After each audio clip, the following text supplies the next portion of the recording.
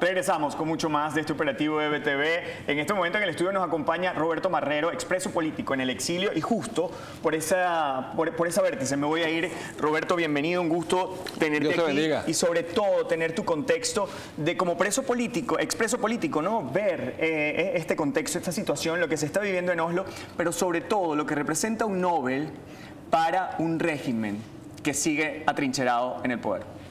Bueno, fíjate que es tan relevante el tema de los presos políticos, que es parte del discurso del propio, la autoridad del premio Nobel, que lo nombra particularmente a tres, a una joven de nombre Samantha, que representa a todas las mujeres que de repente están tras la reja, una niña, una muchachita, y que está desaparecida, no se sabe dónde está.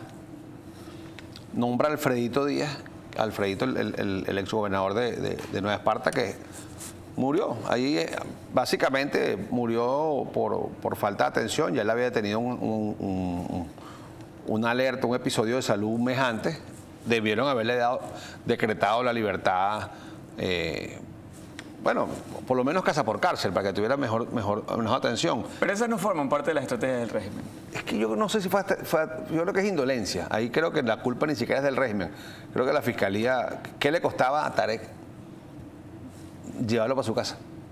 ¿Tú crees de verdad que con tantos problemas que tiene el régimen va a estar pendiente de si alguien está en su casa o no? Ya el objetivo político de tener presos a esos líderes regionales pasó, que eran las elecciones regionales y de alcaldes y gobernadores que no ocurrieron. No se pone un postular porque ni siquiera estaban en la calle, y eso fue como que guardaron a los peligros, porque son como inmunditos, pues. ¿Y ahora cómo pueden guardar el peligro del premio Nobel? Porque lo que representa esto a nivel mundial y lo que representa para poder seguir ejerciendo presión sobre tanta gente y tantos venezolanos que hoy quisieran manifestar la alegría y no lo pueden hacer. Bueno, fíjate que es un premio agridulce, porque detrás de esto lo que está es la tragedia del pueblo venezolano. O sea, es un reconocimiento enorme a la lucha del pueblo, es un reconocimiento enorme al liderazgo de María Corina, de todos los que participaron pero también es un reconocimiento del gran problema que hay. Estamos reconociendo que no hay democracia, que hay violación de derechos humanos, que el simple hecho de que le dediquen el premio a los presos políticos y a las víctimas del régimen ya es una tragedia en sí. Entonces, como te digo, es agridulce, no es un día de celebración, tampoco es un día triste, porque es un espaldarazo a la lucha por la democracia en Venezuela, pero sin duda hay una tristeza y hay un dolor ahí. Nombran a Requesén también, que entonces, fíjate tú, son tres casos. El expreso político, pero que bueno, que quedó totalmente fuera de escena, que lamentablemente pasó 5 años en cárcel ya condenado, y de un delito que nunca cometió, el que muere en presidio por la indolencia de la fiscalía, y la joven que actualmente está desaparecida, como hay miles de desaparecidos. Como hay miles de desaparecidos, de periodistas también que están ahorita en el helicoide, viviendo torturas, viviendo la inquietud de si podrán salir. Roberto, ¿cómo valorar además el hecho de que tantas personalidades se hayan acercado allá? ¿Qué representa eso ante la lucha a nivel internacional? Una solidaridad con la causa de Venezuela que es importante. La verdad que es impresionante que presidentes hagan un alto en su agenda en sus países para ir no a recoger un premio Nobel, sino a apoyar a una grave crisis mundial que en la democracia, que es la más grave del continente. Todo el mundo sabe que si se arregla el problema de Venezuela, se arregla Cuba y Nicaragua. Y tendríamos un continente libre de dictadura. Será la primera vez en la historia que lograríamos eso. Que no haya una dictadura desde el norte hasta el sur de América. Desde la Patagonia hasta Alaska, todos fueran democracias y estados libres. Eso nunca ha ocurrido. Y es lo que deseamos.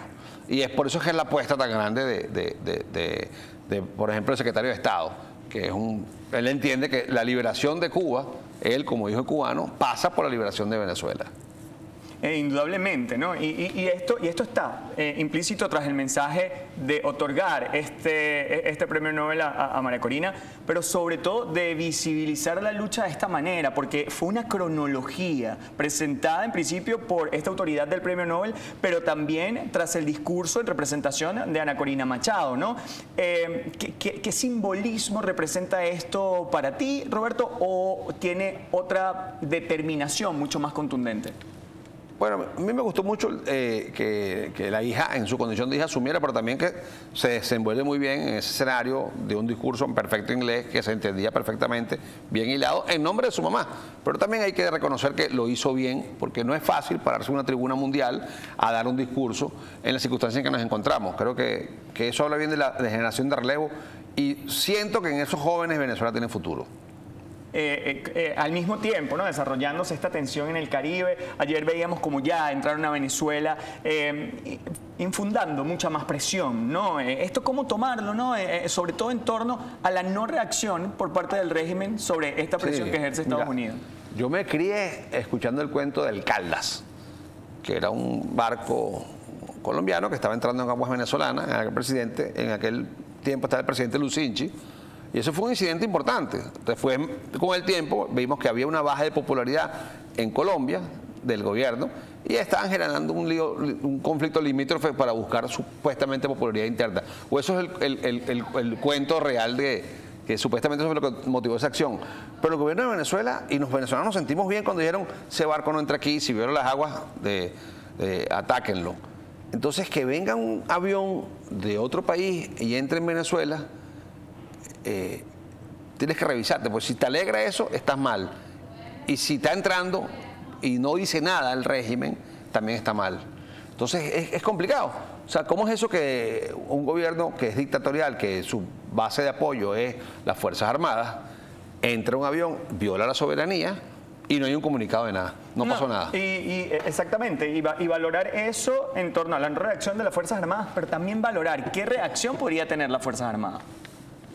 No sé, pero es triste que no hayan dicho nada, no haya ni un comunicado, nada, ni un radiograma, no pasó nada. Obviar el hecho, como obvian el hecho de que de repente caen venezolanos podrán ser narcotraficantes, lo que tú quieras, pero son venezolanos. Nadie sabe la lista de los nombres, no los han victimizado, no hay un comité de víctimas para defenderlos, porque simplemente se hacen de la vista gorda porque le tienen miedo al imperio. O sea, están enfrentándose. Ellos son valientes con la niña Samantha. Ellos son valientes con Alfredito Díaz. Pero no son valientes con los que tienen las armas. Entonces ahí no hay valor. Valor hay en los presos políticos que aguantan y que hicieron campaña. Ahí sí hay valor. Hay coraje en el helicoide encerrado. El coraje está en los barrotes. El coraje en Venezuela está encerrado.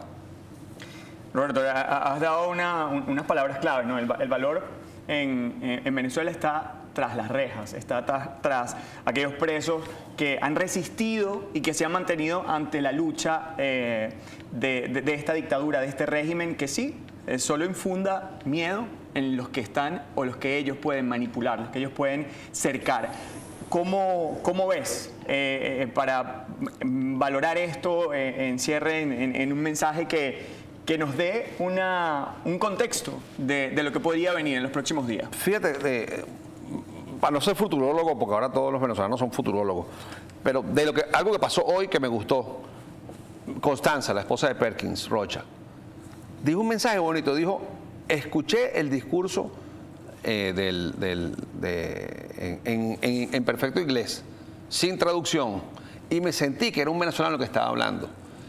Ella lo que quiso decir es que al entender cómo él hablaba con diáfano y claro lo que está ocurriendo en Venezuela, estaba ante una persona que, a pesar de ser un noruego que está muy separado de nuestras costumbres geográficas y culturalmente, entiende el problema de Venezuela a la cabalidad. Y ella, como esposa de un preso político que está entendiendo, bueno, imagínate tú, gente formada en el derecho, es abogados que están acostumbrados a temas legales y a defender los derechos de los demás, y ven cómo le violan los derechos a ellos que no tienen ni derecho a la defensa ni nada. Y me gustó mucho cómo ella asumió con la gallardía que me transmitió esperanza. De verdad que todas las personas que están haciendo resistencia en Venezuela en sus diversos niveles nos transmiten esperanza de posibilidad de cambio, y ojalá que venga pronto esa amnistía que necesitamos, ese cambio político para que Venezuela se encuentre con el futuro para el cual fue diseñada. Roberto, te agradezco un montón. Gracias, papá. Nosotros inmediatamente que conversamos contigo vamos a tratar de hacer un enlace a Oslo en este momento con Julio César, quien se encuentra ya cubriendo para nosotros, para EBTV, y está viviendo, Julio César Rivas, desde Oslo, lo que demuestra esta marcha de las antorchas. Y vamos a verlo. ¿Tenemos producción en vivo? Ahí está, vamos a escucharlo. Buenas noches, acá Julio César Rivas reportando para EBTV Miami en este día especial, este programa del Nobel de la Paz. Hoy, ya arrancando a esta hora, la Marcha de las Antorchas, que va a dirigirse hacia el ayuntamiento, justo allí donde se entregó más temprano el galardón a María Corina Machado. Allí está prevista una agenda, donde hay una agenda también musical para dar honor a la laureada. Se esperaría que estuviera allí presente. Es una de las actividades que quedan en agenda de estas próximas horas. Está el día de hoy, sería esta marcha de antorchas, una gala que tienen de forma interna y mañana unos foros en la Universidad de Oslo. En algunos de estos podremos ver a María Corina Machado si llega en lo pronto acá a Noruega, luego de haber salido. Es importante también narrar, si quieres sígueme, es importante también narrar que esta actividad, esta marcha de antorchas que ustedes pueden ver acá, es una actividad que algunas organizaciones independientes al Comité del Nobel de la Paz realizaban, pero debido a algunas influencias políticas intentaron sabotearla este año y ha sido una organización propia acá de venezolanos acá junto a otras organizaciones de derechos humanos. ¿Quién podría pensar que tantos venezolanos se encuentran en Oslo en este momento? Bueno, de esta manera yo he llegado al final de esta transmisión. Los voy a dejar con mi compañera Alejandra Gómez, quien va a continuar dándoles información, detalles y tomando impresiones de primera mano. Me despido. Hasta una próxima oportunidad.